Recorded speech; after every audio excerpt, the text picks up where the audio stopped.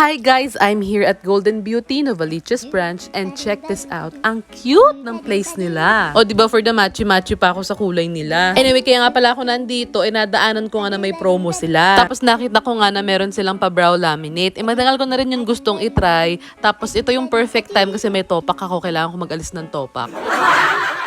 So, ayan, niready na ako ni ate. Ito yung before na kilay ko. Pag nalampansin ninyo mga sumpa sa mukha ko. Anyway, sinimula ni ate sa paglilinis ng kilay ko through shaving. And then, nung okay na sa akin yung shape, nilagyan niya na ako nitong cleansing foam. This is just to make sure na malinis talaga yung kilay and walang makeup residue.